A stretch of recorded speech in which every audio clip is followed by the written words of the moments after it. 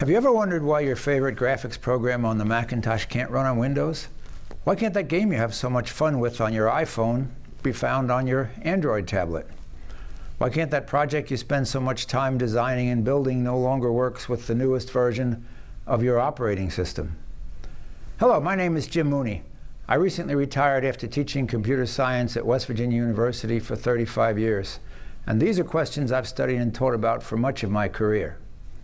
For the last 8 of those 35 years, I was the director of the Lane Department's Software Engineering program at WVU, a role now filled well by my friend and colleague Dale Dazilski. For many years, I also taught a unique advanced course called Developing Portable Software, CS533. In addition, next year I'll begin to teach one of our more important core courses, SENG 520, Software Analysis and Design. More about these courses shortly. First, I'll tell you a little bit about myself. My educational journey took me through Notre Dame and Ohio State for a Bachelor of Science, Master of Science, and finally PhD in what would today be called computer engineering. My first programs were written in Fortran and ran on a UNIVAC 1107. Other computers I worked with during my schooling included the IBM System 360 and the digital PDP-8 and PDP-9. The PDP-8 we had in the EE department at Notre Dame was especially interesting. We could touch it, take it apart, and program it any way we wanted to. Of course, all programs, including system programs, had to be loaded from punched paper tape, which was prepared beforehand on a separate teletype machine. For a year, I was the sole system manager for the PDP-9 in the EE department at Ohio State. This was a more advanced system storing data on special magnetic tapes. I spent some long nights keeping both the hardware and the software running. One of my proudest achievements was finding a bug in a company-supplied arithmetic routine and patching it without using a single extra word of storage. We sometimes made time on our PDP-9 available to local entrepreneurs. One pair came in regularly for a while as they waited for their own computer to be delivered. They were doing some preliminary design work for their new company called CompuServe. When I reached all but dissertation status, ABD, I left school and worked for several years for a company near my home in New Jersey that made typesetting equipment for newspapers. They were designing their first computer-driven typesetters, and I was their first programmer.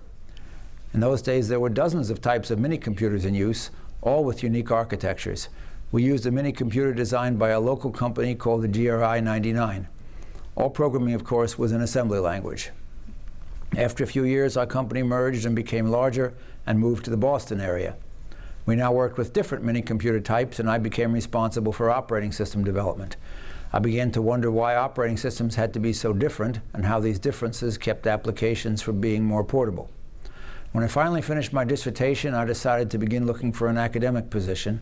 That search brought me to West Virginia University, where I've taught since 1979. Not long after I arrived, I attended a research conference and wandered into a meeting that sounded interesting.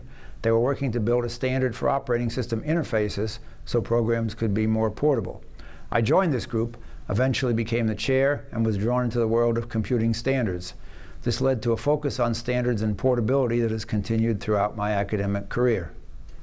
At WVU, I have taught many courses, but my focus has remained in 3 areas: operating systems, computer architecture, and software portability.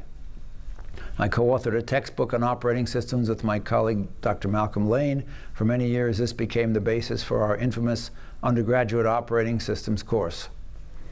In spite of my retirement, I will continue to teach some courses in the software engineering program.